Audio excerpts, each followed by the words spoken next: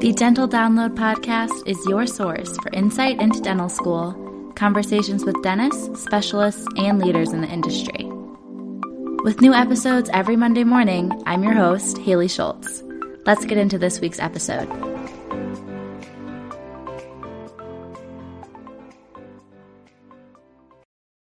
Want to make a podcast? Spotify's got a platform that lets you make one super easily and then distribute it everywhere and even earn money, all in one place for free.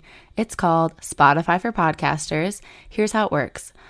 Spotify for Podcasters lets you record and edit podcasts right away from your phone or computer, so no matter what your setup is like, you can start creating today. Then you can distribute your podcast to Spotify, but also everywhere else podcasts are heard. Video podcasts are also available, and you can earn money in a variety of ways, including ads and podcast subscriptions. Did I mention it is totally free, no catch? I've been using Spotify for Podcasters since the very beginning of my show, and now we're nearing our 200th episode, so I can definitely say it's an easy platform, and I've really loved using it. So be sure to download the Spotify for Podcasters app or go to www.spotify.com/podcasters to get started. Okay, hi everyone. So we have another guest here today. I'm bringing back someone from one of my earliest episodes. We have Dr. Valentina Leonett here, and we probably won't go super into her background with like dental school and everything because we have a whole episode about that. So you can listen to that one as kind of a prequel for this episode of where she is now. But thanks for being here, Valentina. Thank you so much for having me. It's so exciting to be back. It seems like it was forever ago, but not so long ago when I was first here with you. I know it really does. I think it was when I was first starting dental school, and now I'm in my third year and you're graduated and practicing and lots of exciting things to talk about. So I'm really looking forward to this episode. I am too. It's been a lot of changes in the past couple of years.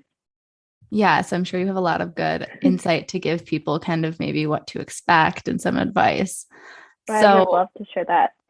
For a little overview, just for some background context, once you graduated from dental school, where did you go? How did all that work? So my life is kind of a big puzzle piece we're putting together right now. I think that's the best way to describe it. But just for a little bit of reference, I'm currently living in Sioux City, Iowa. If you don't know where that's at, that's an hour north of Omaha. So Creighton people probably know where I'm at. But yeah, I'm currently in Sioux City, Iowa. I'm working for DSO, and that was kind of my plan starting the end of third year. You know, I kind of knew where I wanted to go. I ended up in Iowa because my boyfriend moved up here for work. We're engaged, so he's my fiance, I guess. He moved up here for work. We're getting married soon, and so it just made sense to kind of be together. And I found this great opportunity up here, and I just packed my bags and moved up north. But then in that transition period between ending dental school and moving up here to Iowa, I had the great opportunity to invest in a dental office. So I bought a private practice in Arizona. So right now I'm currently working in one office in Iowa and managing another one in Arizona.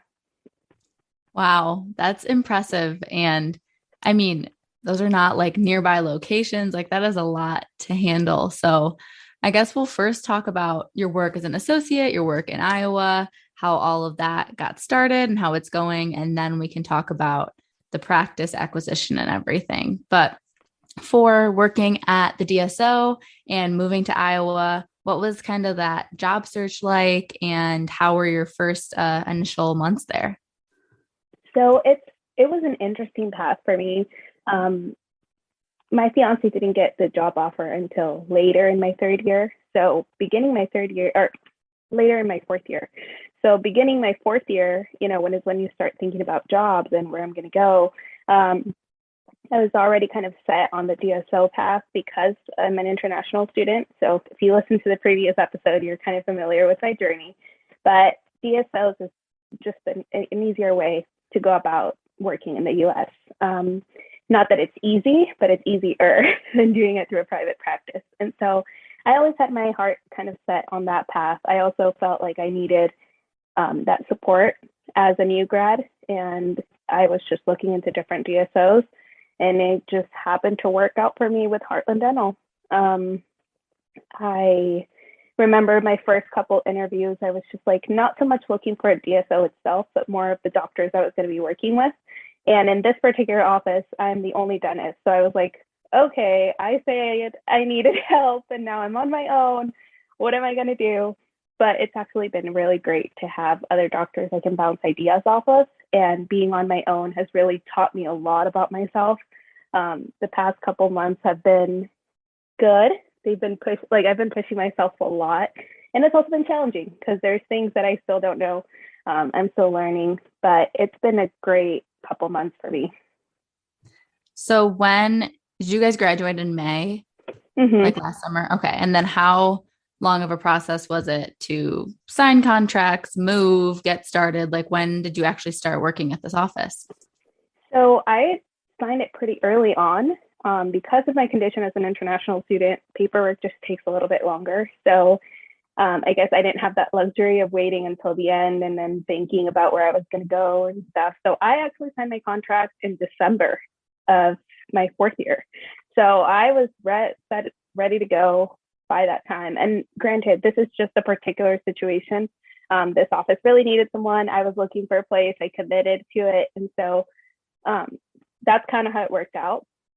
So for all of you that are looking, don't feel like you need to sign anything early on. I just had my mind set on it. It was what I wanted. It worked out. And I was like, why am I going to keep looking? You know, it's kind of like dating. Like, why am I going to keep looking if I found the person? So that's how I felt with this practice. And it's been great so far. But yeah, I needed to sign early on. So I signed it in December.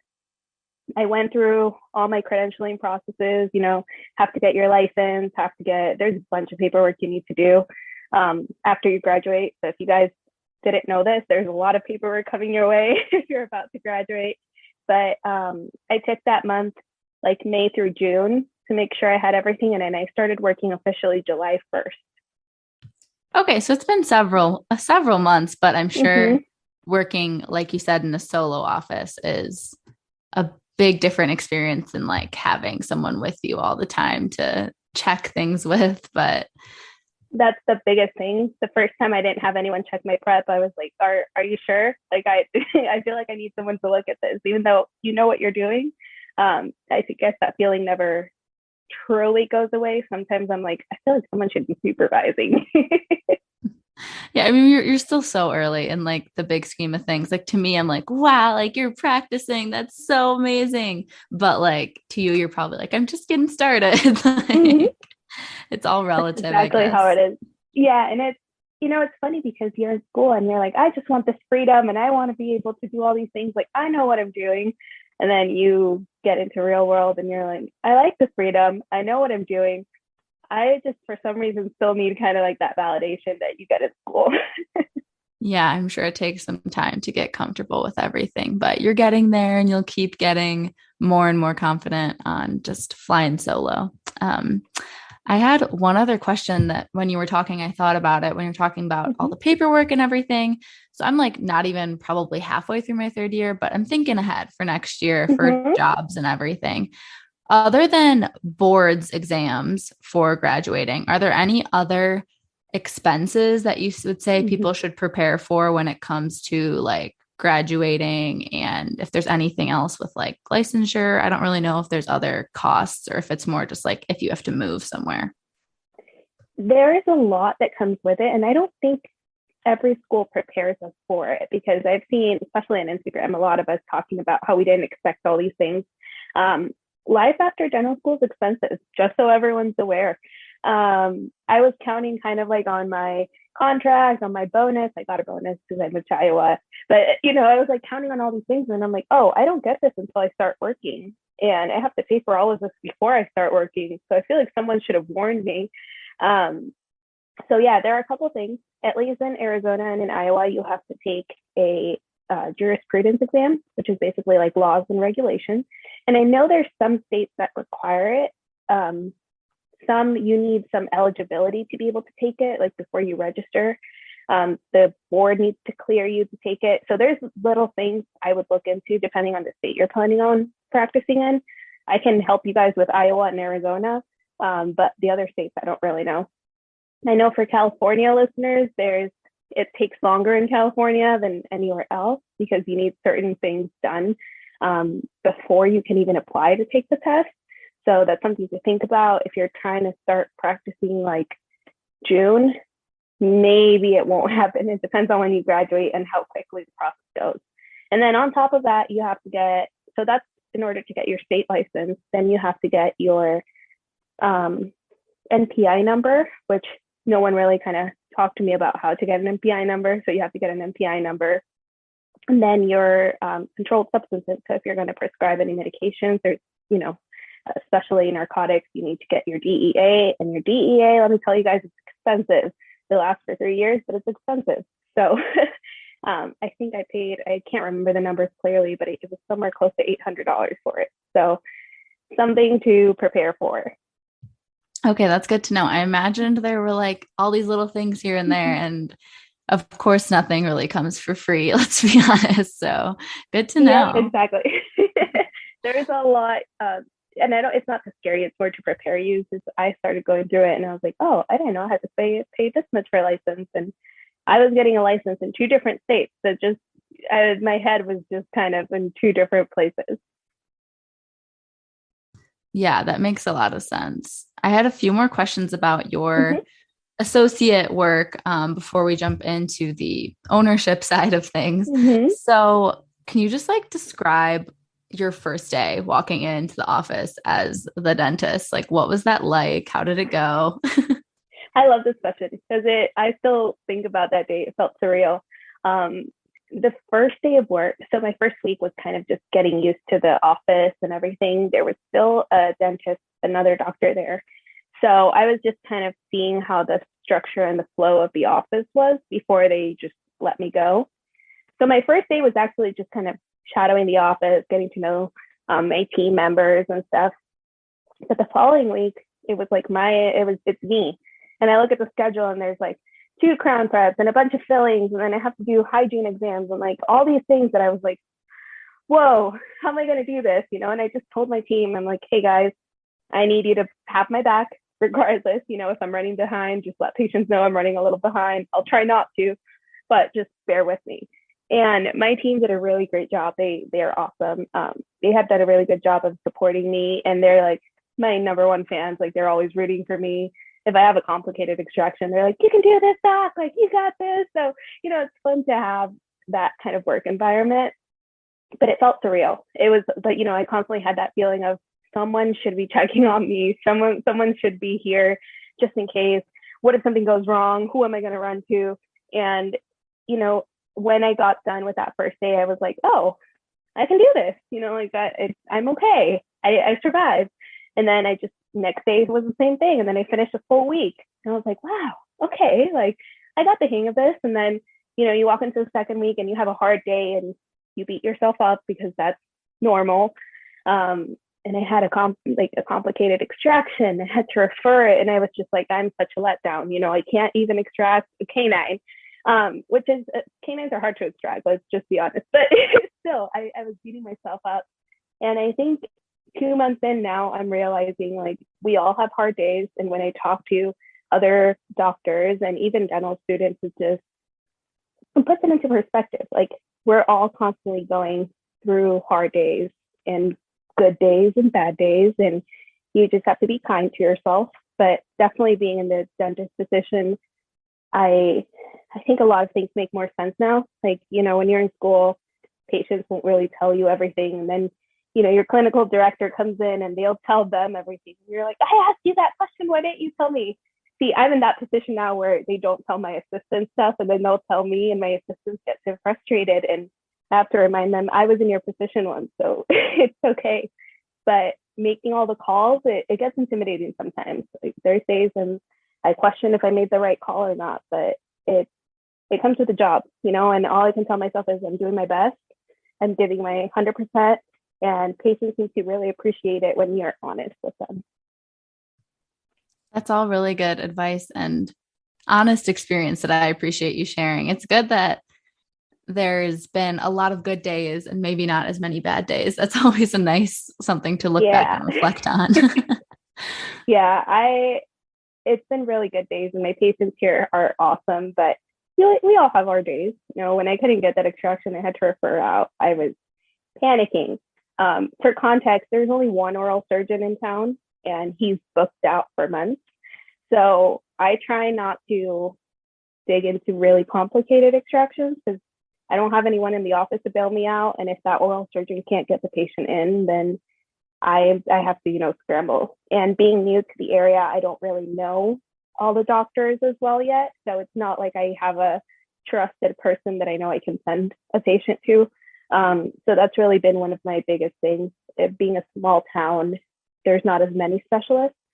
So a lot of the things that come through the door, I'm like, well, either I do it or they're going to have to drive an hour and 45 minutes for someone else to do it. So that's been that. I think that's been the most challenging part for me. Yeah, that makes a lot of sense. And I've heard that with the more like rural locations that general dentists do a lot more procedures and different types of procedures because the patients really need it and it's hard for them, or maybe they can't get somewhere else. So that's very admirable. Yeah, it's as a general dentist, I think we see a lot of things, and we have to know our limitations because if we try to play hero, sometimes it'll backfire. Yeah, that's important too. And especially starting out, this was going to be my next question. These past few months, do you feel like you're mostly doing procedures that you gained confidence in during dental school, or have you started doing things that were kind of out of your comfort zone already? I think I'm doing things that are out of my comfort zone. But I also I give credit to my school. I went to ASDO, APSO, Arizona School of Dentistry. I had a really good experience, clinical experience, especially my last year on my external rotations. So I was prepared to do surgical extractions and molar root canals and all that stuff. So I've been doing it. But like I said, case selection is the biggest part. There's patients that I know, even if I mess up quotations, because I don't think we necessarily mess up. We just run into unpredictable circumstances. But I know I have patients that will be understanding versus there are patients that will think you just did a bad job, even if it was out of your control.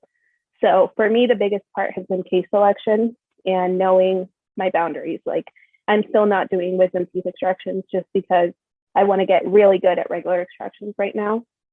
And it's terrible because not terrible, but I wish I could do the wisdom teeth extractions because a lot of my patients need them. But I also know that I wouldn't be doing them a huge favor if I attempted to do something I'm not comfortable with yet. So it's learning when to step out of that comfort zone, but still being cognizant that you have skills you're still trying to develop. That makes sense. And I'm sure that's something that's a little different for everyone, depending on where their like strengths and weaknesses lie. So it's good to have that self-reflection when you're going into practicing. I agree. And for me, and if you've met me in person, you probably heard me talk about this, but implants are not really like my favorite thing to do. I'm not at this point in my life, not really interested in like placing implants and doing all these things because I feel I can be more helpful to my community by doing extractions or root canals or just restorative and stuff like that.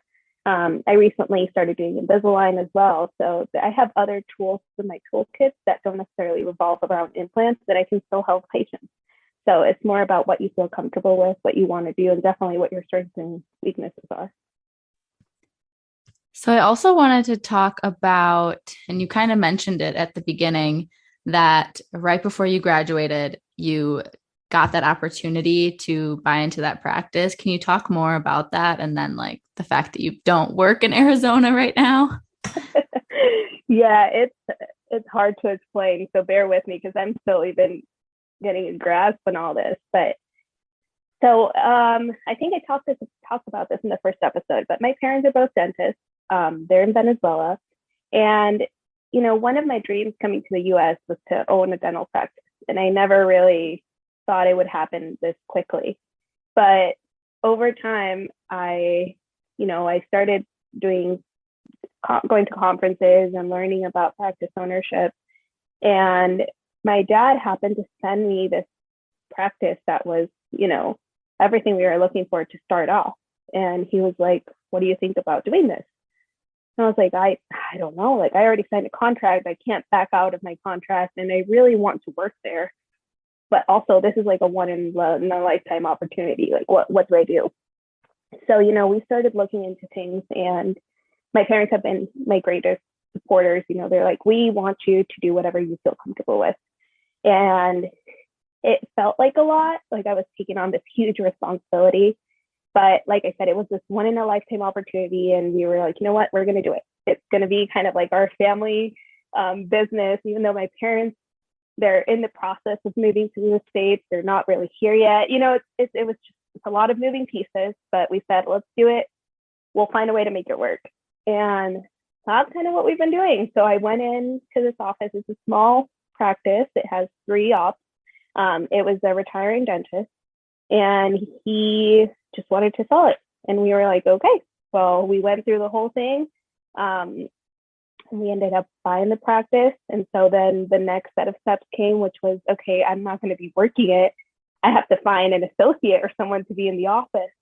And so it's a whole thing on its own because, I learned about buying the practice. I didn't know, I still don't know how to manage an office, specifically like other associates. I'm a recent grad. Like, are they going to even respect me because they're older than me? Like, all these things going through my head.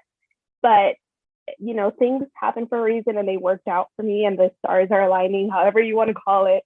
But I have a great team in the Arizona office as well. Right now, it's only running part-time because we're still ironing out some details. Buying a practice is not smooth sailing. So if you think that's how it goes, there's a lot that comes with it too. But I'm really excited for this opportunity because I get to venture into 2 very different worlds of dentistry, the DSO side and the private practice side. And I get to bring my expertise from both areas into each other. And it's only been 2 months, and I say expertise as if it's a lot, but I think I have a lot to grow with. I have great teams in 2 states. Right now, what's hard is balancing my time between one and the other because I have responsibilities for one office and I have responsibilities for another one. But I think it's working out so far. It was one of those things that if I hadn't done it, I would have probably regretted it down the road. So I just decided to go for it. Do you spend time at the Arizona office, or is it all just like virtually managing? So kind of a mix of both. I have my office manager over there, which I trust. She was at the office before. She kind of knows how things run. And they report back to me almost on a daily basis. Like I don't want to say I'm micromanaging, but they know that they have to run things by me. And my parents have been a great help too. Like I said, they're kind of going back and forth. So if I can't be at the office, they're the ones that have been going to the office just to make sure things are working properly. And I try to go to the office once a month. It's been really hard because as a first year with Heartland, I have to travel and take a lot of CE courses. So if I'm honest with you, I think this is the second weekend I'm home in the 2.5 months that I've been here. Like I have literally been traveling every single weekend. So if I'm not home, I am at a CE course. And if I'm not a CE course, I'm traveling to Arizona. So I try to go at least once a month, which also gets complicated, but it's how I'm trying to make it work. Well, that makes complete sense. There's only so much that you can do. You're one person and there's only so many hours in the day. So I get it. I was also curious.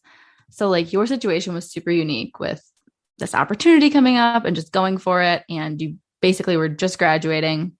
But what advice would you have for dental students that know they want to own a practice and they don't really know when or how to know if it's the right time? Mm-hmm. I didn't think my timing was right. I just like, I am crazy. I am diving into a new job in another state, buying a practice in a state I'm not going to be living in, and I'm planning a wedding. This is not the right time, but I don't think there's ever going to be a right time. I think there's always things we're going to be learning. Did I think I was going to own a practice straight out of school? Absolutely not. But the opportunity presented itself. The only reason I felt confident in doing it is because I know myself and I knew that I had taken the time to learn about practice ownership. And honestly, I have great mentors. Like my parents have been unbelievable. But even when I can't talk to my parents, I know I have someone I can go to and ask questions. And I think that's the biggest thing. Um, my advice for anyone thinking of owning a practice, even if you don't know if you'll really do it, start learning about it. Start learning about what it's like to be an owner, what you would need, relationships with banks. That's super important. You need to have a bank you trust and talk to them about what your goals are and stuff. Um, you need to start looking into credit cards and how you're going to be able to afford it all, because it's not only just, oh, I'm going to buy a practice. Like, no, there's stuff you need to think about, especially with student loans. Like, there's so many things that play a key factor into the process of practice ownership. But I do think it's doable if it's something you really want to do. It's hard because some people want it to be like a quick, easy solution. I buy a practice, it's working, and that's it. It's not like that at all. I thought it was going to be like that, even knowing. I was like, oh yeah, like 3 months will be good. No, we're still ironing out details. And I have had to try things and find out that it doesn't work and then go back to figuring it out again. So it's a big compromise. It's a big risk to take on, but I'm excited for it. And that's also why I didn't want to give up kind of this position I'm in right now with Heartland, because I feel I can grow from managing an office from a distance. I'm learning, I'm living in two different worlds right now, but I'm learning from both of them. And I think both of my teams also benefit greatly from it. I was also curious. I mean, I know a lot of dentists that if they're starting up a practice, they keep their other associate role because you need an income. Mm-hmm. Is there anything contractually or like legally that you need to be worried about if you're like starting up a business, but you have another job? I mean, it's not like a non-compete because it's like states away, mm-hmm. but were there anything that you had to do specifically for that? Yes. And I love that you brought that up, because I kind of I put that in a drawer in my head and forgot about it. But it is very important that you disclose all your intentions. When I signed my contract, like I said, I had no intention of purchasing this practice. It was literally it was right before graduation that I was like, oh, we're doing this. Like, I need to get my Arizona license. I had done everything for my Iowa license. I didn't even think about the Arizona one. But to go back to your original question, I had to basically call the DSO I'm working with and say, hey, this is the situation I'm in. I'm doing it for this reason. I am not planning on not working at the Iowa office. Like, I'm still going to be committed to I work 36 hours. So my 36-hour week, I'm giving it my 100%. I just know this is kind of like my personal investment. Like, someone invests in cryptocurrency, I'm investing in a dental practice. Like, it has nothing to do with me not wanting my job. It's more of an opportunity that presented itself. And so I did have to sign some papers because of my position with Heartland, which is just something mine personal. But other than that, it was very straightforward. I think it changes if you're within the same state or, proximity, but they were super easy to work with. They were very helpful, didn't really have a lot of issues, but it's important to disclose what you're doing. Like, just so you guys know, they kind of basically run background checks on you guys, or they know where you're practicing, like your license shows up. So even if I had a different license in another state, they would know it.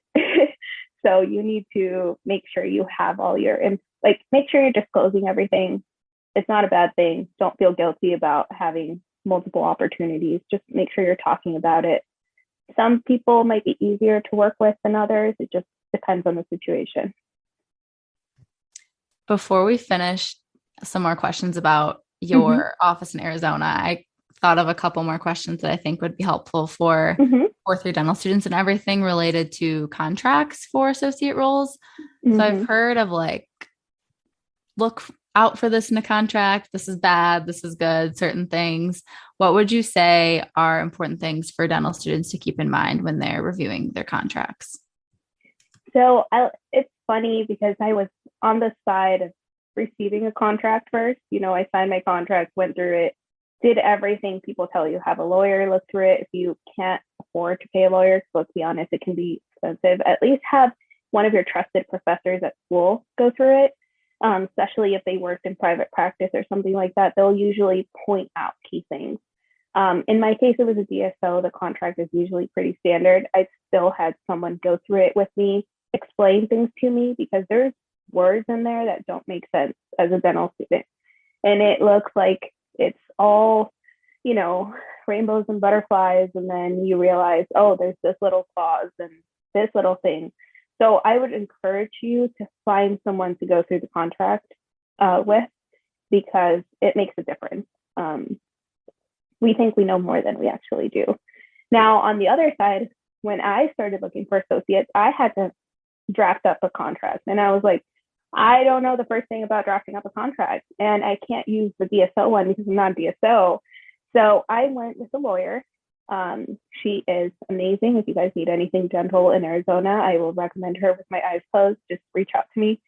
She was great in helping me draft up the contract. And I actually learned a lot from drafting up the one for our associates versus my own. I was like, oh, I didn't know what that meant. Oh, I didn't know this would be a thing. Oh, I kept learning all these things. But one of the biggest things is your non-compete clause. You never think you're going to be as close to a dental office as you really are going to be. And when I was looking for associates, I had some great candidates that we just couldn't work with because of that non-compete clause. So not necessarily because it gets iffy when it's a part-time job. Like, you don't want someone that's working literally like across the street from you. So your non-compete is very important. Bonuses and all that stuff, make sure you get it out written in detail. Same thing with your compensation. Make sure you explain how exactly you're going to be compensated, how your deductions are going to go, because it's easy to fall for a really nice, shiny, bright contract, and then you realize all these little words in there mean that you're not necessarily getting everything you're promised. So just make sure you're having someone go through it. And if it's still not like crystal clear, ask questions. Like, they shouldn't be pressuring you into signing a contract that you don't feel comfortable with. And another thing I know that's usually people highlight and like about DSOs is that you have like a 401k and healthcare all kind of included, because they do have that big backing of being an organization versus private practice. It's a little different. How did you go about handling those sorts of things for your associate at the private practice? It's hard because obviously I want to give them everything I'm receiving. I'm like, I'm with the DSO and I want to hand this all to them. But with every decision, there's a consequence. In my case, and this is no secret, Harlan has a lower compensation. It's only 25%, and it's standard. Like, anyone that works with Heartland gets 25% of collection. But we do get other benefits with it. So in my case, it wasn't so much about the compensation, but more about what I was going to receive aside from that. Their CE courses are extraordinarily good, and that's something I wanted. Like, maybe I'm not getting this much money on this side, for production, but I'm at least getting it in my CE credits. And so that was kind of where my head was at. And I tried to do something similar with my associates. So even though they work part-time, what we try to include were some benefits like credit for CE hours. So we're encouraging them to go to these CE courses, or we'll pay for certain courses for them to attend that we think is important for the office. So it's just kind of balancing everything. It was really hard for me. Luckily, the doctors I'm working with, like I said, they're working part-time right now. So it was a little bit easier to navigate, and they understood the whole we're a new office building up concept. And they've been really grateful for where we're at with the office right now. And I'm really grateful for them. So if they happen to listen to this, just know I love you guys. And I'm really, really happy with how things are going. Yeah, these are all good examples of what you were saying before, like understanding both sides of different ways that dentistry is run. You're learning so much. So I'm excited, like 2 more years from now, to pick your brain, because I'm sure you'll know even more awesome things to share with people. So I have a couple more questions, and I want to end on a high note. So before that, though, what are any more challenges, would you say, with starting this new office? Some other things we maybe haven't talked about yet? I think suppliers, you never think about what products you're using at school. At least I know I didn't. Like, I paid attention, we use this, we use Paladin and we use Garrison and we use whatever filling resin and trays, but I never thought about ordering all these things and the difference in price it would make. Or, the office we purchased was very old school. Like, when I say old school, it was paper charts and no computers. Like, it was very old. And so I was like, oh yeah, like, great price, we'll just revamp it. Yeah, revamping an office, that's a huge investment. And so I don't think I had necessarily planned for all this. I planned for everything else, like associates and assistants and a hygienist and, a sensor, like all the basic stuff that I knew I used as a dentist, but not so much everything else that comes with it, like buying computers and security cameras and software, like the software you use, the practice manager software. In school, we use Axiom, and then, there's all these different options, and you have to make a decision on a time crunch because they're like, oh, you have 5 to 6 weeks before it arrives. And I'm like, I don't have 5 to 6 weeks. Like, I want it now. And so a lot of it was learning that I missed key elements because it's the first time I'm doing it. And it's worked out. We're fine. We made it. Like, it wasn't as big of a deal as I thought it was going to be. But that's definitely something I didn't think about, or like where I would purchase stuff. There's so many different supply chains that you can get things from, and it like 10 cents makes a difference when you're buying something every week. So I think that's been honestly one of the biggest hurdles we've had to face. It's just figuring out all these little things. We're kind of getting in the flow of things right now, and my associates have been great at sharing their experience with me and voicing like, oh, I can use this, or I'd rather use this. So that's where we're at. But I think that's one of the things you forget about when owning a practice. It's like, oh, there's more to it than just the equipment. Like, we need to get so many more things. Yeah, I'm sure that's been a lot to manage, but your practice looks beautiful. People can see it on your Thank you. Instagram. Everything that you've done is awesome. If I show you before and after pictures, you wouldn't believe me. So yeah, I would have to see the befores. I just saw the afters and it looks great. I feel like it does like emulate your personality a little bit too. Like, you can tell your personal touches on it and everything, which I think is so special. Yes, thank you. So the high note I wanted to talk about. So what is your kind of vision for this practice? Are you hoping for you and your fiance to eventually move back to Arizona? Do you want to get it successful and sell it? Do your parents want to help manage it still? Like, what's kind of the outlook? I don't know. Like, I don't have a definitive answer. I have so many ideas running through my head right now. I think I'm in a great point of my life where I'm just taking risks and seeing where life takes me. And that's how I ended up in Iowa. I was just like, you know what? He's moving up there. My initial contract is 2 years. I'm like, I can live anywhere for 2 years. So I'm going to move up there. And we were talking about it last night. We are like, are we moving back to Arizona? Like, I don't know. We'll see where we end up. Because we never thought we would end up in Sioux City, Iowa. Like, 2 years ago, if you had asked me that question, I would probably said, no, I'm not moving to Iowa. I'm staying in Arizona. And now I'm here. And so it's just, as much of a planner as I am, I've learned that I don't have control over everything. Like, this all just was thrown onto me. And I'm just excited to take it, like I said, it's one day, 1 week at a time, see where it goes. Would I love to go back to Arizona? Right now, I'm saying yes. Don't quote me in 2 years if I end up somewhere else. But even if I stay here, like, it's just everywhere I've been, it has been so special to me that it's hard to say where I'm going to be next. Our life just kind of keeps changing. It's up and running. But my vision for the practice is definitely to get it growing to emulate, my family, our family ownership kind of thing. More than it being just my practice, I think it's like a thank you to my parents for everything they've invested in me, and just showing them like, hey, we did it. They might not necessarily be the ones working it, or I'm not the one working it, but it's ours. Like, we did this. And maybe, I don't know, I think down the road, I'd probably want to own a couple of practices. I don't know. I don't know if I'll do it through Heartland. I don't know if I'll do it through private practice. I don't know. Like, it's just, I'm excited to see where I'm going. This is definitely not something that was in the books even a year ago. So yeah, it's been a good change, but I'm excited to see where life takes me. Yeah, I feel like I'm like looking at you and it's like me in the future. Like it's something I'm always learning during dental school, exactly what you said. Like I can be such a planned and organized person, but nothing is going to go how I expected it. Like everything, like we don't have control as much as we'd like Yeah. to. So it's always Mm-hmm. something that I'm working on. And I also agree. I think it'd be fun to own multiple offices someday, somewhere. Yeah. So we'll see. We'll see what we do. I've learned I can't be resistant to change. Like when Yeah. things come my way, I just need to embrace it.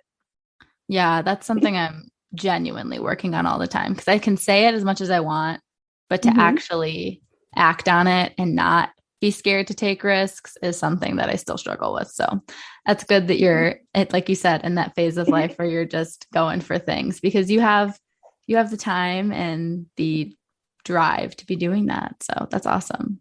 Yep, now's the time to do it. So do you have any final advice for people listening before we wrap up?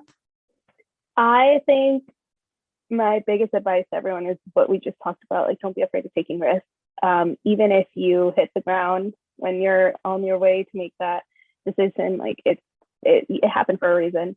My story is not a smooth sailing story. I've had my hiccups along the way, but I'm in a really good place in my life right now, and I'm really happy to be able to share this with you guys because it's not your traditional.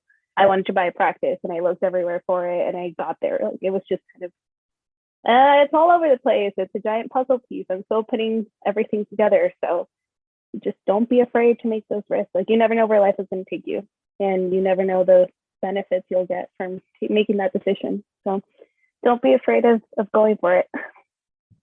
That is a great way to end things. And do you want to remind people of your Instagram page or anything else you want to shout out? Yes, my Instagram page is my last name, Leonett, Leonett, dental at the end. So Leonett Dental. And just thank you for having me again. I love getting to share this with you. I love seeing your journey. And it's just, let's keep going. Let's keep seeing what we can do. Definitely. Yeah, you're definitely an inspiration for me. And I'm excited to see where things go for you. So thank you again for tonight. Thank you.